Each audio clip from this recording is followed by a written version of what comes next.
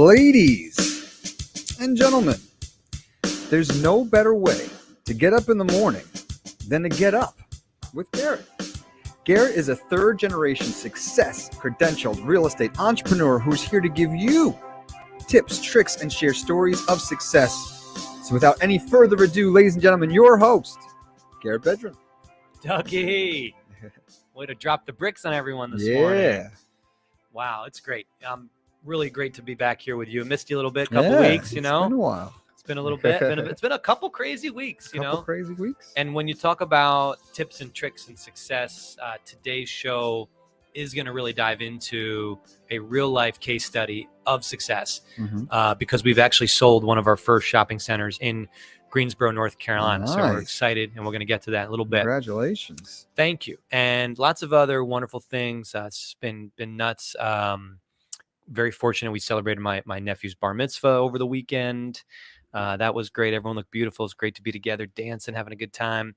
And I had a nice guys dinner. Have you been to this new restaurant at Riverside? If you live in Bergen County, it's called LT Bar and Grill. It's owned by the same folks from BLT Grill and BLT Steak and Fish in the city.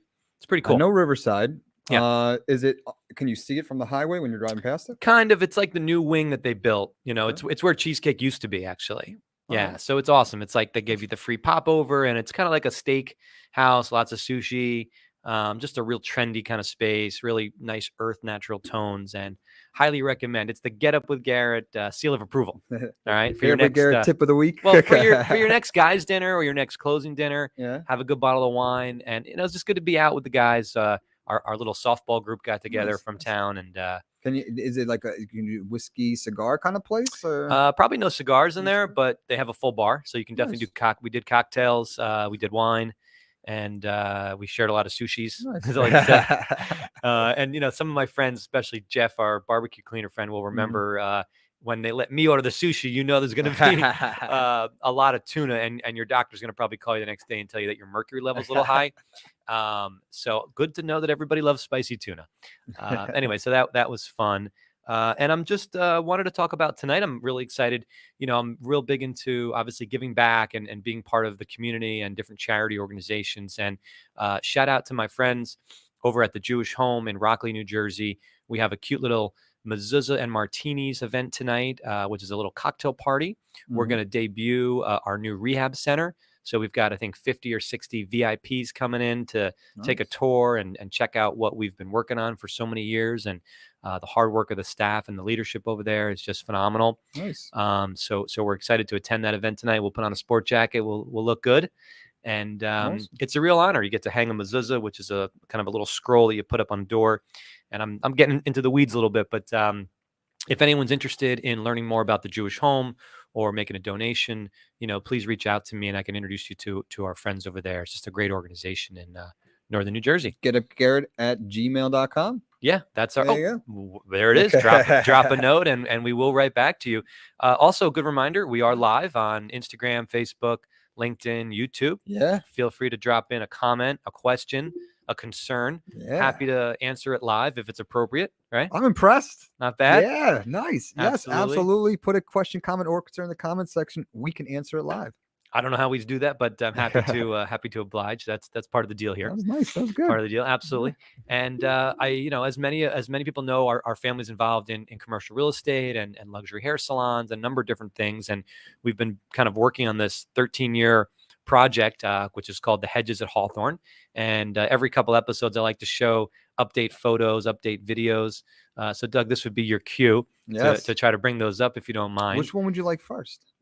Why don't you start with the drone video? You got it. All right, I can walk them through that. I can talk over that if you're ready. Yeah, absolutely.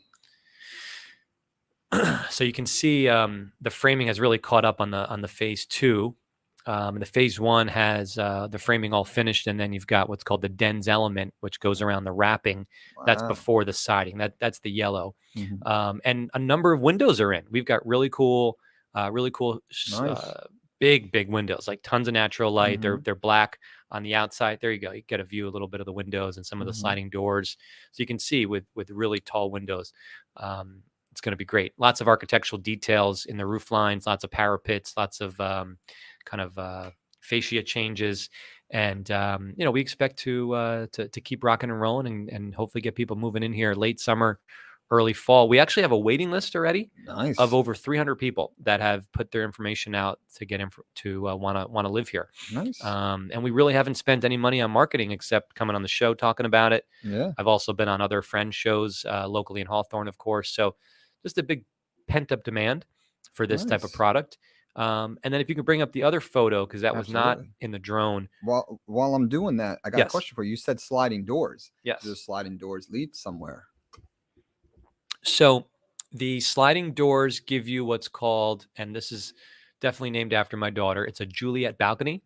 Nice. So it's not a full walkout balcony. Mhm. It's just kind of a couple inches, but basically you can open the door, and of course there's a railing so you don't fall over and sue us. But it gives you the appearance and the feel of indoor-outdoor living, where you can have your living room with a Yeah. beautiful sliding door, lots of light because the extra height, Mhm. and actually the natural, earth. You can kind of feel the wind if you want. Nice. So here's the photo that I took the other day, and yeah, I highlighted this because you can see this is like when you were young, Doug. Did you ever play with those erector sets? Yeah, absolutely. This is really what's going on. So this is the retail building. Mhm. We are a little behind schedule, in all honesty, on this building, Mhm. but that's what happens on a $65 million project. Some things do take some time, and but we're going now, and we've got this out of the ground. That's the steel, so that'll be Planet Fitness, and our brokers are working on trying to find 2 more tenants as well. That's our live question we have. Why don't you go over any special amenities that the spaces have? Oh, wow. Yeah, Thanks, there Mark. you go. And look forward to seeing you tonight, handsome Mark. But so the amenities in the residential building, the list is too long to list. I don't want to give everything away, but it's a gorgeous, beautiful, open kind of club room, living room style with a frameless fireplace, kind of a really cool shared kitchen in that area. There's also a wine storage room, which is probably the first of its kind, where you can actually store your wine if you live here, like they do at the steakhouse. If you want to bring up the hedges.com, I can probably show one of these photos, talk a little bit about what Mark is asking. So in that room, it's a conference room, so you can rent it out and use it for business events if you live at the Hedges. You can have a little cocktail party in there. Again, you can literally store your wine, which is pretty hedges@hawthorne.com. Pretty unique. We'll also have a indoor-outdoor kind of living space where you can go outside the property and have grill stations and then come back into the property.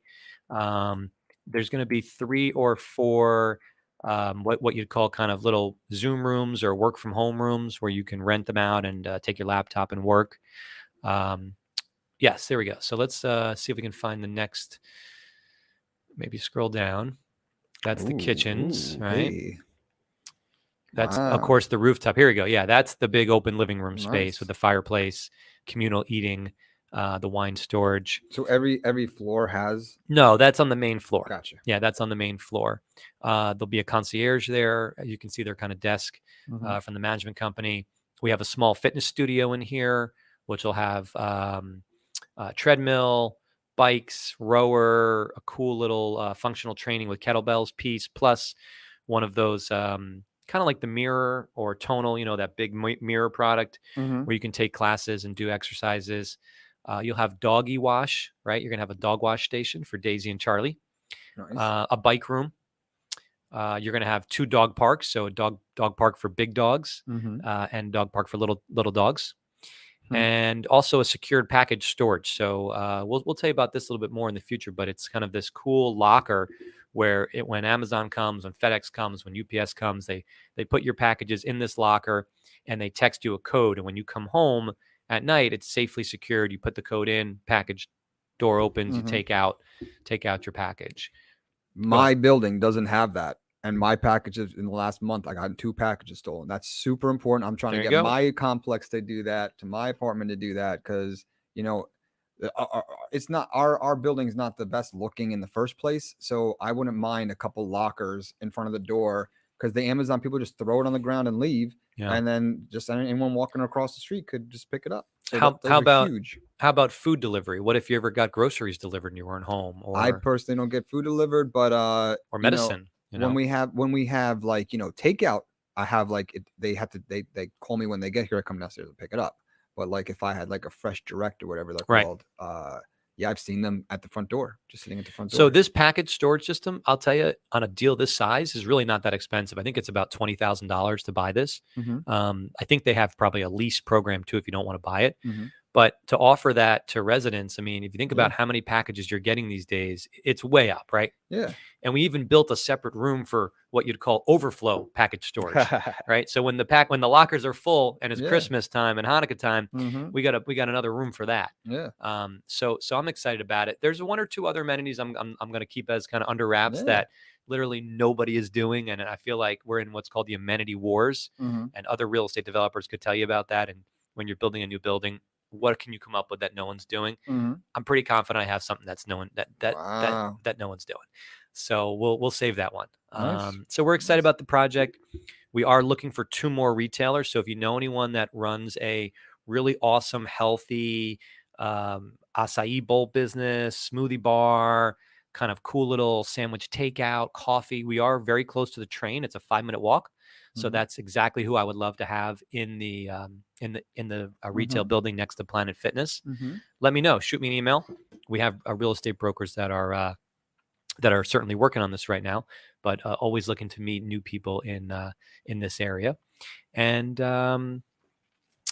that's the next update on the hedges. Awesome. I guess in a few weeks we'll show you some more photos, and feel free to go to the website and check it out if you want to get more information or put your name on the waiting list. We'd be happy to talk to you about that. And maybe we'll put you at the front of the line if you email getupwithgarret@gmail.com if you're interested in the hedges. Yeah, you can do that. Absolutely. We would love to hook up our lovely listeners, of right? Course.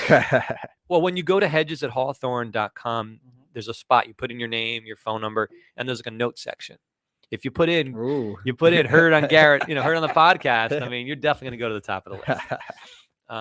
Cool. All right. So I want to transition into the meat and potatoes of the podcast today. And really what we're going to talk about, what I think is really interesting, is a real case study for a project that we sold last week.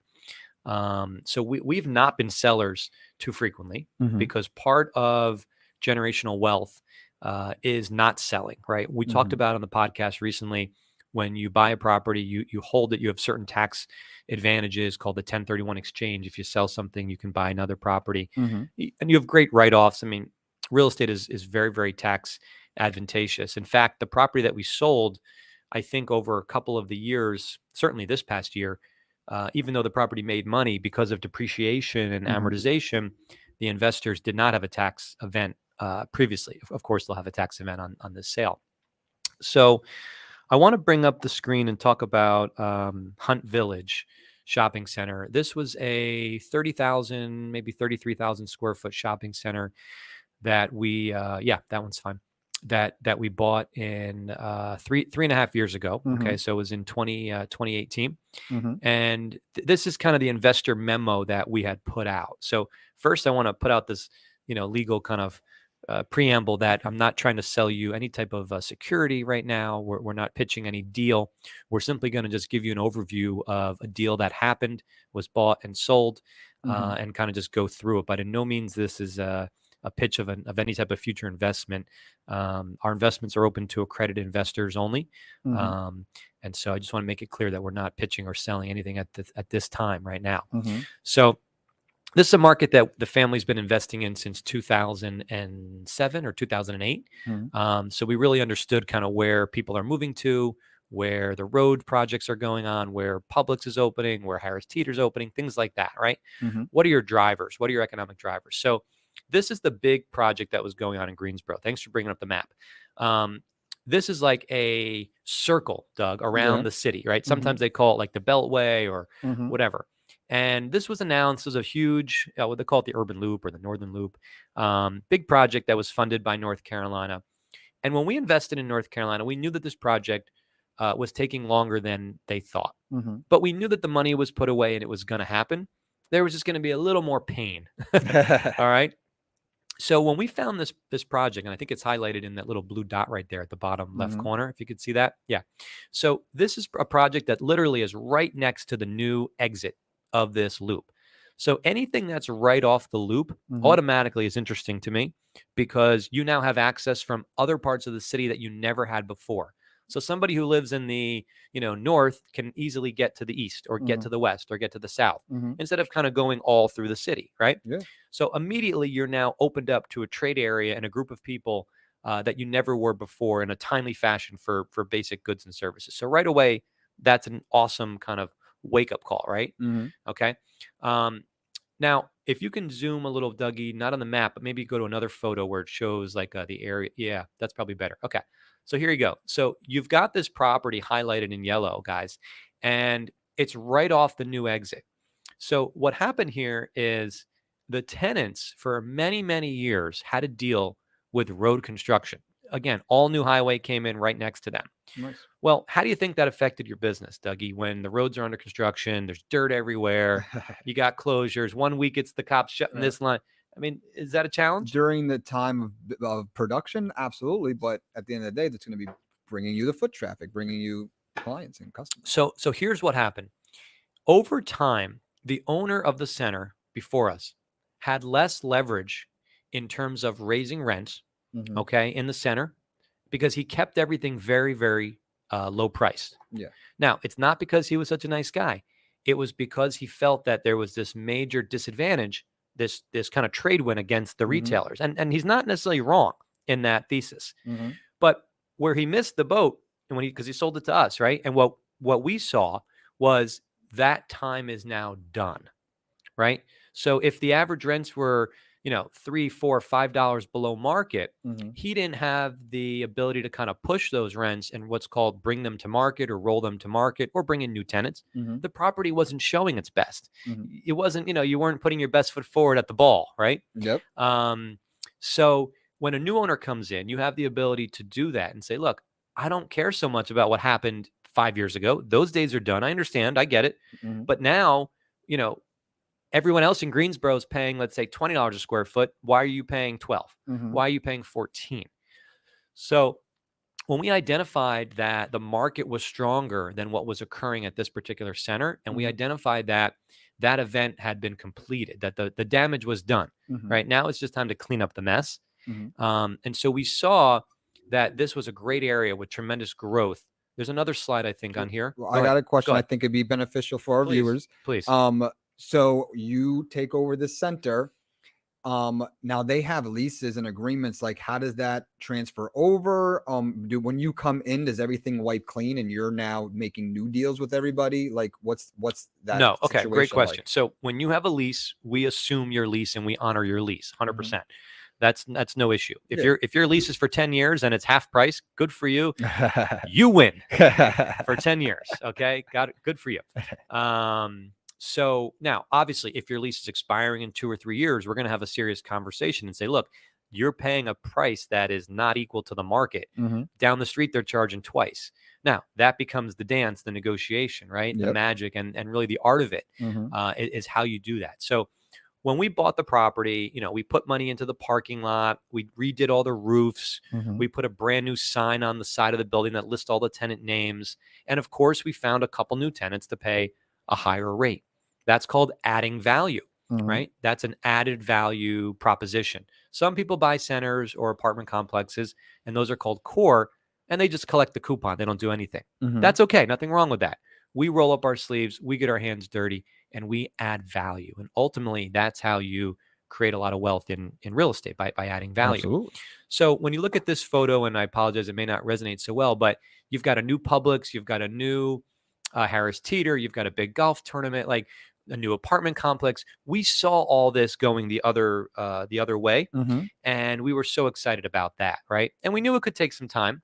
But we knew the growth was there, and it was just a matter of time until the rents kind of started to reset back up appropriately. Okay, I can't answer the call. My cardiologist is calling me with my lab work. Okay, I promise. You're probably watching, saying you might be getting stressed out over the deals. I'm not getting stressed out. The deal worked out well. I'll call you back later.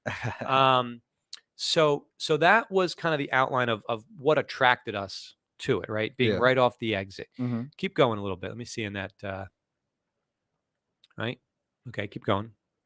There may be an out part. Yeah. I think there's one more kind of It actually had a drive-up florist. I thought that was kind of unique. Drive-through florist. Wow. Yeah. Keep going. Yeah, keep going. Here. So this shows there was a little piece of dirt that was also for sale. Well, not for sale. It's kind of part of it. Mm-hmm. And I'll tell you, I thought I could build a Starbucks there on this piece of grass. And I tried, never got anywhere with it. So I saw that as an upside, but to be honest, we couldn't crystallize it, right? Mm-hmm. But is that shown on this one right here? This piece of yeah, grass? is that it? I think so. What does that say? It's hard for me to read that, Dougie. Drive-through florist, and then we have this is just the potential out parcel. Yes, out parcel. Yep. Okay. So Yep. this So grass that's piece, we're going to put like a Starbucks. exactly, and that's very valuable. If you put a Starbucks on there, you can then sell that for a couple $1 million Yeah. on its own.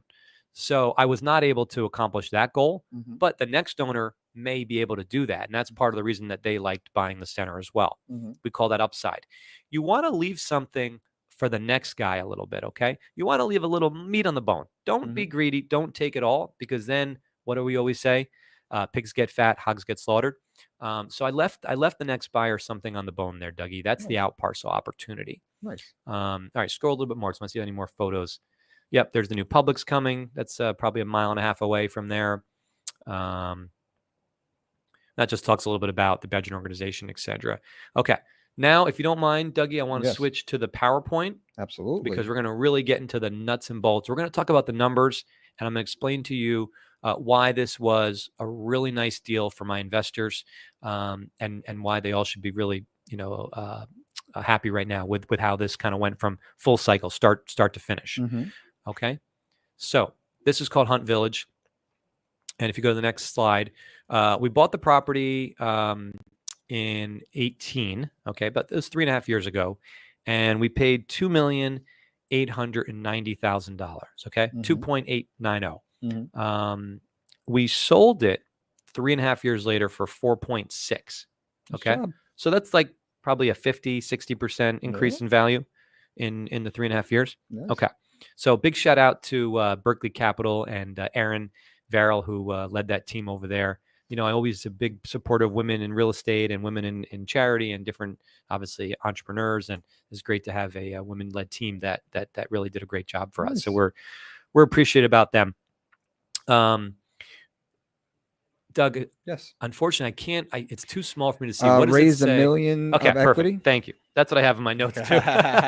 All right. So, in order to buy this shopping center for $2,890,000, we had to raise $1 million from high net worth investors. Right. These are friends and family of the Bedouin family. These are people that we've met through real estate networking, through your country club, your temple, your church. Meetups, YPO. Anything you go to, I mean, this all resonates. You've always probably talked to a mentor who owns a business and says, "Hey, I invest in X, Y, and Z." And they're all different groups. Some of them are $100,000 a person. I mean, they're all different amounts. So we raised $1 million from high net worth investors, and then we went to the bank, and we went to our friends at Bankwell Bank out of Connecticut, which is funny because this is a North Carolina shopping center, but we have great relationships, and they gave us $2 million. They gave us $2 million. $2 million. Yep, $2 million.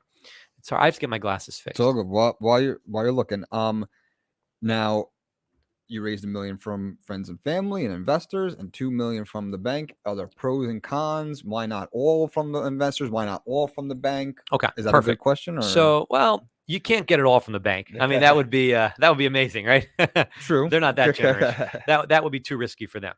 Yeah. So the bank wants to see that you have what's called skin in the game, right? They want to know that you got some money in the deal. So most lenders are going to give you 70 to 80% LTV. On this deal, we did 70%, and then we also obviously had some fees and closing costs and things. So you'll see the $2 million, the $1 million obviously add up to $3 million, and we only paid $2,890, but there were other fees associated with it, like everything. So yeah, that's how it works. If you raise all the money from investors, the return won't be as good. And the reason why is because the bank is only charging you like 5% interest, yet the property makes around 8 to 10. So you're basically getting, not for free, but it's kind of magic, is the difference between what you pay the bank and what the property really makes, right? That's where the magic happens. It's like 3% there. That's kind of like found money. So that makes the investment even better. Okay. So I think we can probably go to the next slide. Yes, sir. Yeah. All right. So this just shows you kind of the capital stack, as they say. So the bank was like 70%. And then you have the balance is the equity. Okay. And that's a photo of the building. So we can go to the next one. Okay. How do we spend the money? 2.89 million went to the seller, the purchase price, and then the balance was used for reserves, for projects. Like I said, we did the roofs, we did the parking lot. There were certainly costs. You have legal, you have title, things like that. All right, good. Any Yes, questions? sir. All right, let's go to the next one. Okay, what does it say? What's the deal? During the hold period. Yep. Okay. What's the deal? Okay, so during the hold period, we paid out an 8% preferred return. Okay, so and I'm going to do a case study on like $100,000. Mm-hmm. So just for the people at home, that's 3% more per investor rather than the bank, which is around 5%. Every investor that's giving you to be part of this deal, you have to pay them back out 3% more, correct? Well, because they want around 8% rather than the 5%. Yeah, the investor is more expensive, basically. The investor's money costs me more than the bank's money, which is why you want to get as much bank versus investors. Does that make sense? Yes. That should make sense to everyone. Absolutely. Okay. So every year the investors got their 8%. Okay. And like 2% a quarter, right? Okay. So if you invested $100,000, you got $2,000 every quarter, right? 8,000 a year. You don't have to be a genius in this business. Simple math. We gotta keep it easy for us, please. I'm a sport management guy. Nice. Okay. So at the sale, what does it say? Upon sale? Upon sale, investors receive an equity multiple of 1.6x their initial investment. All right. So we're going to jump into that a little bit later. But basically, when we sold it, everybody got an equity multiple of 1.6. So that means an equity multiple means your equity. How much was it multiplied? Well, 1.0 would be the same amount you gave me. So if you gave me $100,000 and I gave you $100,000 back, that would be a 1.0. If I gave you $50,000 back, that would be a 0.5. Not so good, right? So this was what's called a 1.6. Okay, and we're going to get into that a little bit more. When accounting for all the returns at the end of the day, when you add up the money you got during the hold period and at the end, you put that all into a blender. Yes. The investors receive the equivalent of an annual return of 25% per year. Nice. Okay. So they didn't get 8, they didn't get 10, they didn't get 16. They actually really got 25% on their money every year in the deal when you add it all up. Okay. I got a dumb question of the day. So you said they gave you let's just easy math. They gave you 100,000. Well, that's the next slide. We're gonna go into 100,000 on the next slide. Okay. Yeah. Right. If it's specific, let's do that. That's fine. Okay. You ready for the next slide? I'm ready. It's the last slide I have. Here we go. All right, so let's work through this. I think this is going to make a lot more sense. Yep, this is it. Okay. So if you invested $100,000, so I spoke with you 3 years ago. We understand you're what's called an accredited investor, and you understand the risks involved in buying real estate. And you said, Garrett, I trust you. I understand you know what you're doing. I'm going to give you $100,000. This is you, Dougie. You're like, yeah, I'm taking notes. I'm taking notes. Here's your $100,000, Garrett. Go out, buy the shopping center, do the magic. Yeah. Okay. So I would have given you $28,000 during the 3.5 years, right? Simple math, guys. 8% times 100K is 8,000 times 3.5 years. That's your 28K. Yes. Now we go to sell the property. Okay. I'm giving you 160,000 when we sell the property. Yeah. Right. It's 100, which you gave me. So I owe you that back. And I'm giving you 60,000 of new profit. Yeah. Okay. Which is kind of a win right there in itself. That's the 1.6, right? So when you add all that up, you got the 28,000 over the 3.5 years, which I'll tell you in this case, the 28,000 over the 3 years was tax-free because we had a lot of write-offs and depreciation. It's not always that way, but this one worked out really, really good. Nice. So you got your 28 and you do whatever you want with that, right? That's your fixed income. That's your extra money, whatever. So you got your 28 and then you got this extra 60 at the end, right? So your total profit was 88,000. You gave me 100. I gave you your 100 back and an additional 88,000. Divide 88 by 3.5. It's about 25% per year. How does that sound to you? Sounds great. Where do I sign? I mean, what's the S&P this month? You know, the S&P is down probably 20%, yeah. 15, 20% since January, right? And I think it's important to have a diversified mix of stocks, bonds, real estate, crypto, other alternatives. But when you want to escape the volatility of the up and downs, real estate and private real estate investments is really a great opportunity for that, Doug. Yeah. If you work with someone that knows what they're doing.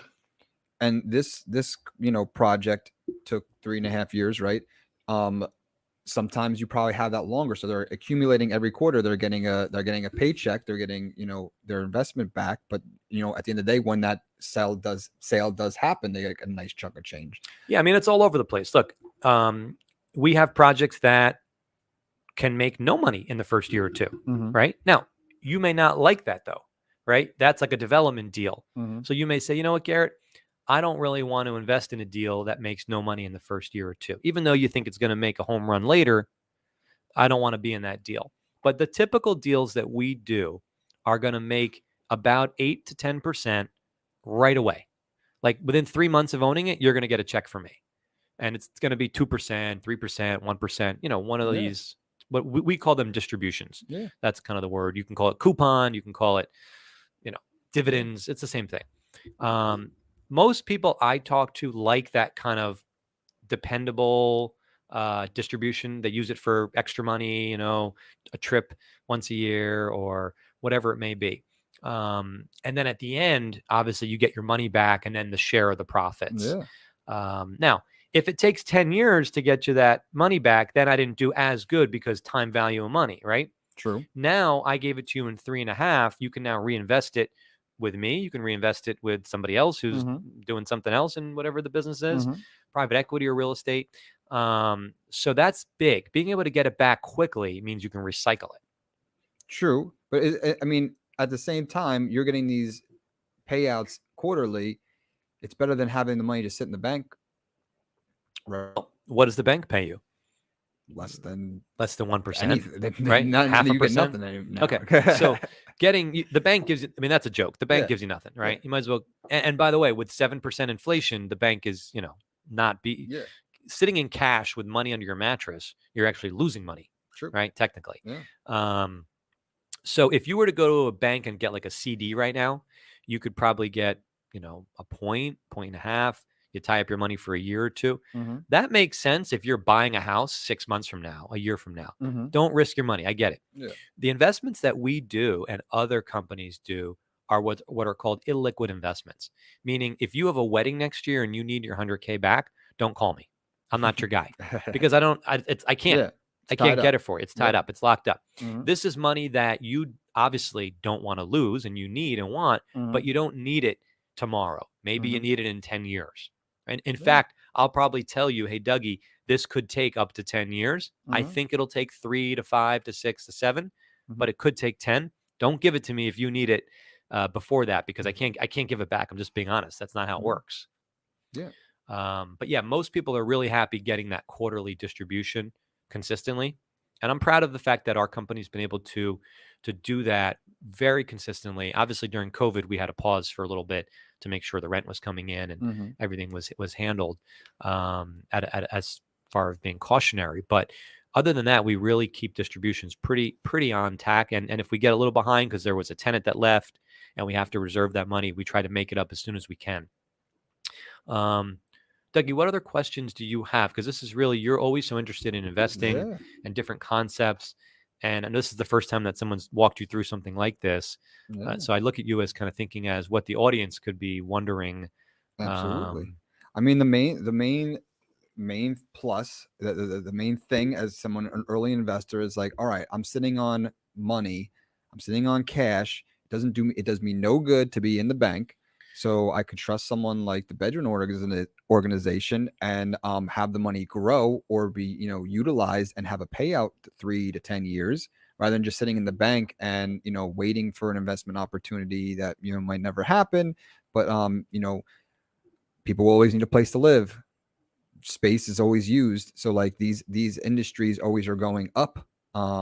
So yeah, I mean, that's kind of, I guess that if there was a question to ask would be like, what's a good way to get to that point where you're ready to give 100K to you? Like, I mean, we joked about it a couple weeks ago with like, should you start a hot dog stand to get your initial, like what are some ways to get you ready to that point? Like if you're a beginner and you're looking to start your journey, what are some tips to get you started?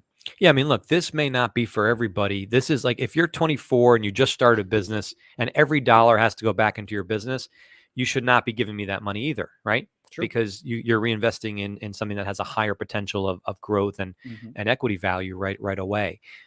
This is more for someone who, maybe they've bought their first house or they're saving up for their first house. They have extra money. Instead of spending it frivolously, they want to put it away and get a little coupon and invest for generational wealth in the future. How would you get into it? So there's two ways to look at it. You could start with a company like ours, and there's also other ones that are out there on crowdfunding that have lower limits. We usually start around 50K, 100K investors, but some people want to try it out with like 5,000 or 10,000. And there are different companies that offer that. So you can totally go on. There's probably 3 or 4 out there that offer that right now. And I think that's for what's called unaccredited investors. We focus on accredited investors, which means you have a certain income level and a certain kind of wealth or asset ownership. So I would definitely recommend you try something like that. I would not recommend you go buy the $3 million shopping center yourself. Even if you come into that amount of money, this is a big business. This is not like buying a house and getting lucky where your neighbor's house went up in value and now your house went up in value. We make and we create the value. We make that happen. So I definitely would recommend you work with a company like ours or similar. The other thing is, you could start small by like buying, remember Taya from one of the old episodes, she's buying a small place. She's going to fix it up. That's not $3-4 million. It's a couple $100,000, right? And maybe you find a local investor to kind of help you with that and put up 50 grand or 25 grand in your community, a mentor.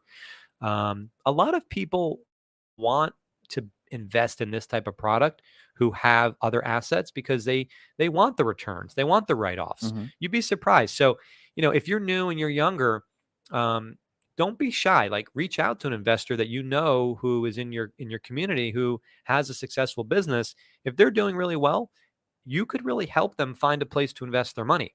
And start small. Maybe it's a 2-family or a 4-family. Or Doug, you were talking about living in a place and renting it out for something else. Maybe you buy a 2-family, and you live in one and the other one you rent out. And that person's kind of paying your mortgage for you. There's also this thing called house hacking now, where you buy a house with 4 bedrooms and you rent the other bedrooms out to people you don't know. I mean, I'm on the board of the different generations. My parents would say, "What are you, nuts?" But my kids would probably say, "Yeah, that sounds cool. Let's do it." So start small. Start small. Like I always talk about, singles and doubles add up to home runs, like we mentioned before. Nice. I got a good one. I think it's a good one. So, I have a mortgage company, Bond Street Mortgage. Shout out to Bond Street Mortgage. And one of the programs they're talking about is that with the housing market skyrocketing, real estate skyrocketing, people's homes are like 30 to 50% more equity in the home than the home usually would cost, right? So you could pull out this equity, pay off debts, or invest in something. Is that a good move to use the equity that you just accumulated in your home to invest in a property like this? In real estate deals? In real estate deals? Well, everyone's example is different. Yeah. So what you're talking about is if you have $100,000 of newfound equity in your house, right? Maybe a mortgage broker can get you a line of credit on your house or do a refinance, right? And maybe you're borrowing that money at 4%. Well, if you have a credit card bill that you're paying at 15%, yeah, you should definitely do that, right? Borrow at 4 on your house, pay down your credit card at 15. If your car payment is 8%, yeah, borrow on your house. That absolutely makes sense. Yeah. In theory, if you borrowed on your house at 4% and you gave it to me and I gave you back 24, based on the numbers, that sounds like a huge win, but that is very risky, right? Because it could take me 3, 5, 7, 10 years, and my returns are not guaranteed, right? We aim to give you that 8% a year, but it is definitely not guaranteed. I want to make sure everyone understands that. So that is a riskier proposition. Now, if you said to me your house is worth $1 million, right, and you had no mortgage, Mm-hmm. and you took 100,000 out, all right, you just dipped your toe. What's Mhm. the worst thing that happened? If you lost that investment, your house is fine. Yeah. It's only 100,000. That's 10%. Mm-hmm. So I would not recommend you leverage all the way up to do this. But if you find yourself that you're in a very, very low debt to income ratio, that could be something that we could discuss. Nice. Yeah. Good. I mean, yeah, I'm tapped out. If you guys have a question at home, please put one in the comment section, and we'll answer it live. But yeah, So that's you it. covered a lot of good stuff today. Yeah, I hope that was good. You know, we've talked a lot about real estate deals and opportunities and being entrepreneurial, and I just really wanted to have something live that just happened last week. Investors are texting me, thanking me. You know, they're Mhm. getting their first checks now this week, and you know, that transfer of trust is just tremendous. So I'm super appreciative of our friends and our investors who can do that with our family, and you know, we look forward to sharing hopefully more positive feedback on that program, and you know, finding new opportunities that we can add value to. And I hope you continue to tune in to watch the Get Up with Garret show. We're coming in here a couple times a month, and we've got some great guests lined up for the balance of March and April, and some really cool entrepreneurs. We've got some new books that are out. We've got some tenants of ours that are going to share their stories. So should be a nice start to the spring. Absolutely. And if you guys have a topic or something you'd like us to cover, please email us at getupwithgarret@gmail.com. You got it, Dougie. All right, babe. Why don't you play me Yeah. out? All right, here you go. Thank you guys for watching, and we'll catch you on the next episode.